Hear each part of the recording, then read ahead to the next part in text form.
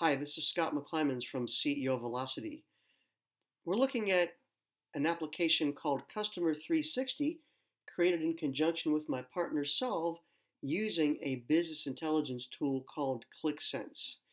This sheet shows our new accounts, basically what has transpired in the last year. And I really love this because it gives us a recent picture of what has happened in our franchise and who's creating value for us. And of course, this can be tuned to any time frame.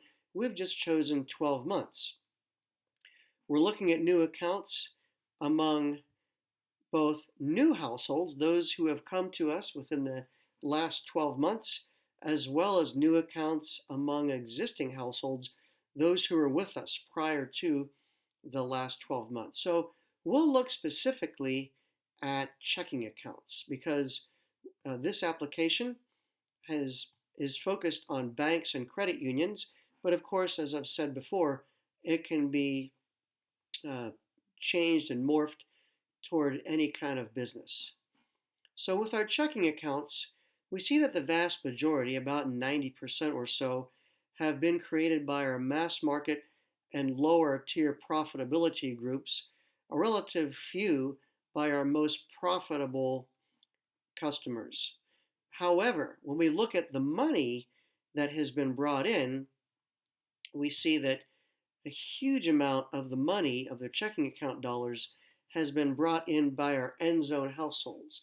So, of course, that has great implications for our asset liability mix because it provides inventory that we can loan in the form of mortgages, home equities, credit cards, etc.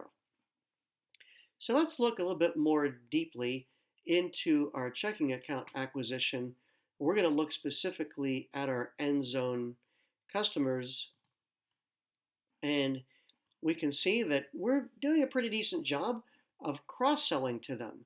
There were about 2,700, just under 27 end zone households, those in our highest profit group, who bought new checking accounts with us in the last year, and we acquired almost 900 new households with checking accounts in our end zone group. So that's pretty good.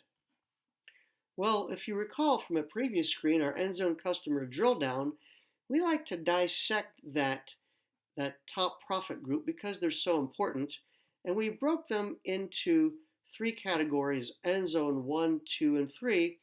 And previously we said we kind of have some issues with end zone 2. They're not that well cross-sold. So how well did they buy checking accounts with us last year? Well, we sold 889 to new households, but only 267 to existing households. And that's reflected in this pie chart down here. The vast majority of our end zone 2 checking accounts are coming from new customers. That leads us to believe that we're not doing a good job of bringing these, of cross-selling these customers and servicing them and building relationships with them once we get them in the door. We get them in the door, we do a good job with that, and it can be from any of a number of services. We know that a fair number of them have mortgages with us, but we're not closing the gap in that relationship, and that creates risk for us. So we have got to have an action step here for our marketing team to understand who these customers are and why aren't we creating greater relationships with them? Why are they just coming into our organization and, in essence, being forgotten?